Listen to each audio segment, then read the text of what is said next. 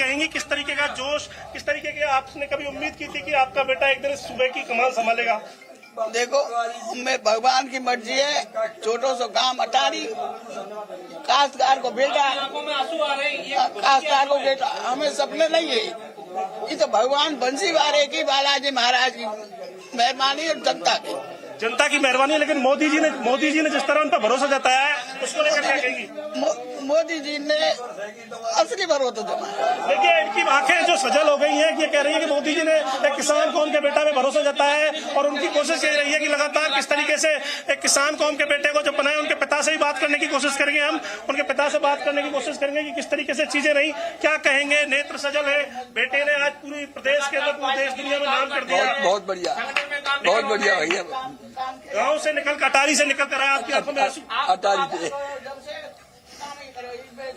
लेकिन बहुत बढ़िया भैया।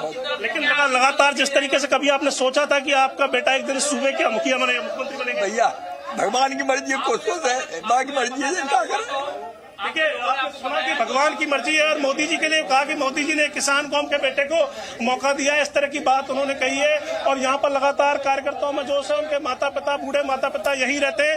भरतपुर का जवाहर नगर का ये इलाका है जहाँ भजन लाल शर्मा का घर है, यही उनका दफ्तर है। 4 बार से प्रदेश महामंत्री पार्टी में थे और लगातार यहाँ आते थे और हर शनिवार इतवार वो गिरिराज जी की परिक्रमा करने जाते थे। और लगातार पहले उनके राजनीतिक जीवन की बात करें तो अटारी में वो सरपंच। खास तस्वीरें इस समय हम आपको दिखा रहे हैं। भजन लाल शर्मा राजस्थान के नए मुख्यमंत्री होंगे, उनको सम्मानित करते हुए, उनको फूल देते हुए, बुके देते हुए, और विधायक दल के नेता के नाम की घोषणा हो चुकी है। और राजस्थान में भी वही सरप्राइज फैक्टर।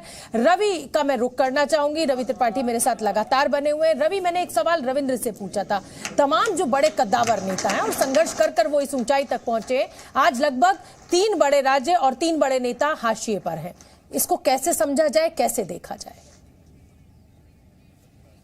देखिए, 2 बातें हैं। एक बात तो यह है कि पार्टी को अपनी नई पीढ़ी तैयार करनी है, नए नेता तैयार करने हैं और ये मौका होता है जो पार्टी मजबूत स्थिति में है तभी ये काम कर सकते हैं, चाहे वो कांग्रेस रही हो चाहे बीजेपी हो, दोनों में ये परंपरा रही है। दूसरी बात जो आमतौर पर चर्चा होती है कि प्रधानमंत्री मोदी के बाद कौन होगा नंबर 2। तो नंबर 2 की जो लड़ाई आपको देश में दिखती है, उसमें जो नंबर 2 में सबसे पहला नाम आता है मुख्यमंत्री योगी, फिर शिवराज सिंह चौहान, फिर आपको अगर वसुंधरा राजे सीएम बनती तो सीनियर नेता के नाते वो भी इस नाम में रेस में जुड़ सकते हैं, तो और अमित शाह।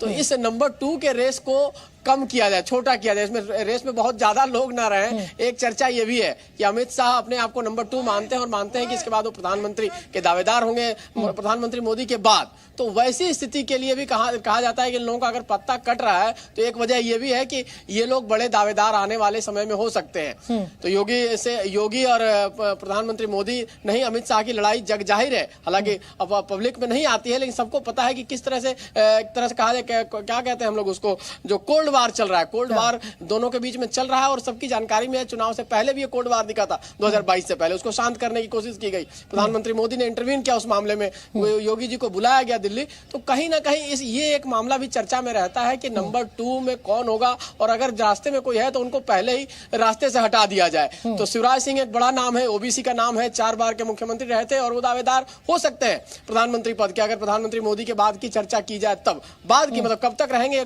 किसी गारंटी नहीं है, कब तक वो रहेंगे। लंबे 75 का जो एज का लिमिट है वो प्रधानमंत्री मोदी पे लागू नहीं होता है अभी तक, जो माना जा रहा है। तो उस हिसाब से अगर प्रधानमंत्री मोदी के बाद की बात है तो उसमें जो लकीर में जो बाधा बन सकते हैं उनको अभी से साइड लाइन कर दिया जाए। एक रीजन ये भी है, और दूसरा रीजन है कि आपको नई पीढ़ी तैयार करनी है। ये मौका है, इससे बढ़िया मौका बीजेपी के लिए कभी नहीं हो सकता है, तो इस मौके का फायदा उठाया जाए। बिल्कुल ठीक है रवि, आप बने रहिए मेरे साथ। और भजन लाल शर्मा के परिवार की प्रतिक्रिया हमें मिल गई है, वो एक बार सुनवा देते हैं अपने दर्शकों को। 5 लोग जमा हो गए, क्या कहेंगी? बहुत बढ़िया, बहुत खुशी की बात है, बहुत खुशी की बात है। बेटा, ऐसा बेटा सब कोई पैदा करे। देखिए, सबको ऐसा बेटा पैदा करे, इस तरह की बात करे।